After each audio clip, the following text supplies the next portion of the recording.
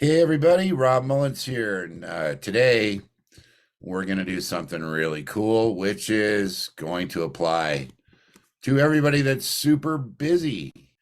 Because you know what happens when you're really busy is you don't have time to practice, right? And the more stuff that happens in my schedule, the less time I have to practice anything. So, finger exercises are one of those things that I don't mind doing them if I'm doing ones that I could use on a gig. And it's very rare that I'm going to practice anything that's not usable on a gig, like Virtuoso Pianist by Hannon. No, never, because I can never use that on a gig. I don't play that on a gig. Um, if somebody in the audience is listening and they hear me do that on a gig, I might get fired. So what I did for everybody today is I put together 5 finger exercises I really like, and these are ones that you can use. Let's start with number one. It's the um, major pentatonic ascending and descending. And don't forget, you can grab this worksheet right in the description of the video. And if you like what I'm doing, please like the video. Please subscribe. I'm trying to get the subs up because that makes me feel great. And it also lets me know that I'm having some positive impact out there in the teaching community. So the first one here is a major pentatonic starting in the 5 on C, both hands. It's just going up chromatically, right?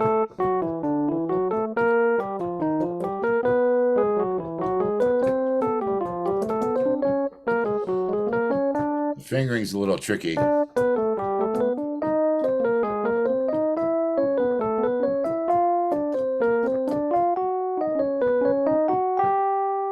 Right? And like any one of the other things that I do, finger exercise or otherwise, I always try and turn it into something giggable.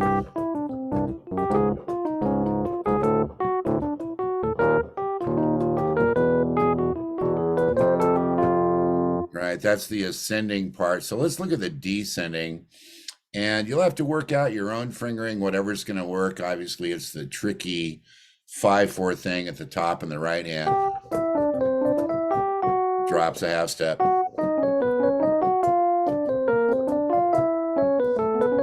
And you can slide that 5 down to the 4. Nobody's going to, nobody's going to be at Carnegie Hall saying, I saw him slide the 5 down to the 4.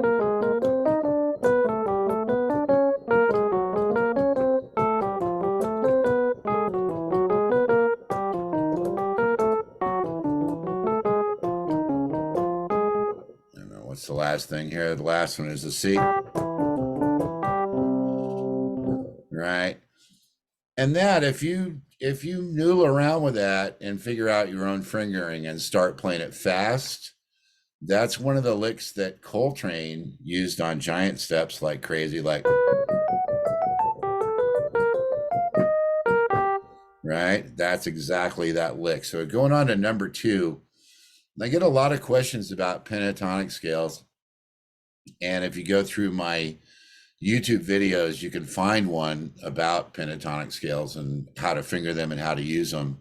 But this one in particular, the key thing is if you're going to make an exercise function as a lick, is that you don't want to just sit there and go, okay, C minor pentatonic. Because you sound like a student that has no idea what to do on a gig. And my goal is to help you guys learn this stuff at home, get into a group, go play a gig, take a solo, know what you're doing, have a great time. That's what it's all about. So if you start this pentatonic on the 4, right, you can see it's the F. Here's my tonality. I always put the root and 5 at the bottom of the first.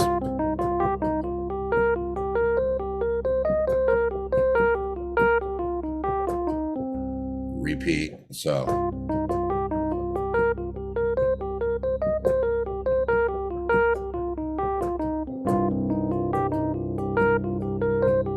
and I'm accenting all those downbeats. you can put the accent anywhere you want, but you get the most benefit if you do both hands, you know.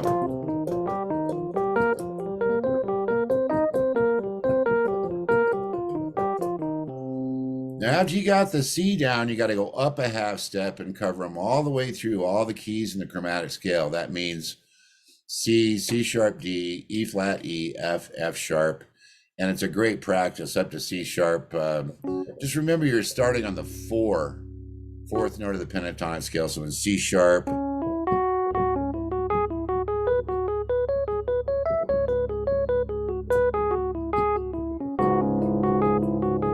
don't start the pentatonic on the 1 because everybody will say, that guy is a student and he needs to go back to the practice room.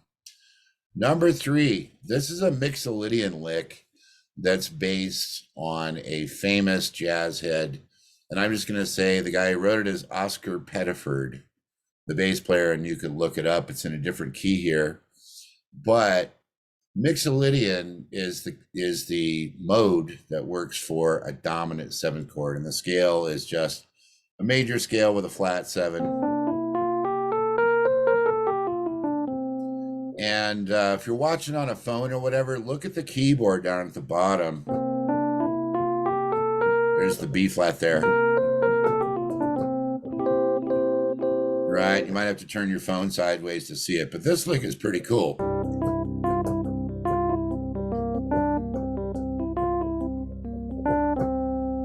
That sounds great, both hands.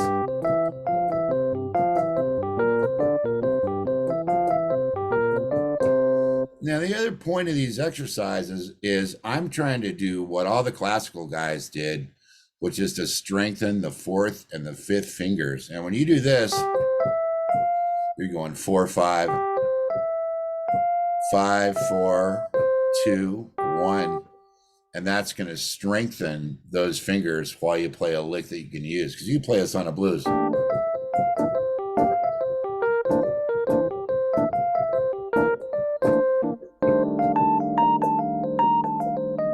Right? And then you're golden. Okay, that's number 3. And do that in all 12 keys. Number 4, I love this one because I used to hear guys doing this late 70s, early 80s. And it was mostly guitar and sax. And then now I just call it the Pat Metheny lick because Pat Metheny, especially then, he would just get on one of these little triplet licks and he would play it forever. I mean, he might play it for 16 full bars while he's adjusting, the tone on one of those great 3 amps. Did you ever see Pat Metheny's 3 amp setup where he had the 2 digital delays and then this center speaker? It was great. But here you go. It's over A minor, right? That lick and then up a half step.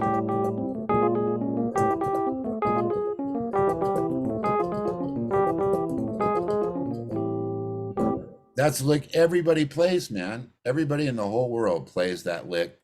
And you can do it, chromatically all the way up.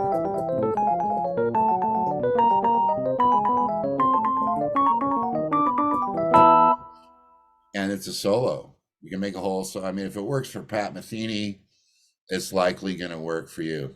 Number 5, this is the last one. And this is the only one that I probably wouldn't play on a gig. But instead of doing this thing, which doesn't really strengthen the 4th and the 5th finger, I turn it into a triplet. So that means the accent is on 1 and the accent is on 3 of the bar. Accent, accent, 1, accent.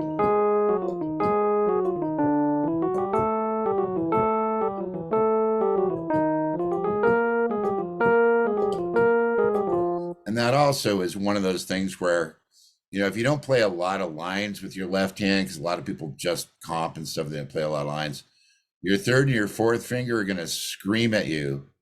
They're going to say, what are you doing, man? Are you giving me some Rob Mullins lick? Because I don't want to do this. But if you do it, it's really, really, really going to help you out. And I was talking with one of my students earlier today about how I've, dealt with having situations like I'm stuck in an airport for 4 or 5 hours. I got a layover. There's nothing to do. I carry a little baby keyboard. I think this Yamaha thing I got was $40 or $50. Runs on batteries, put it on headphones. And I'll just sit there in the airport on headphones and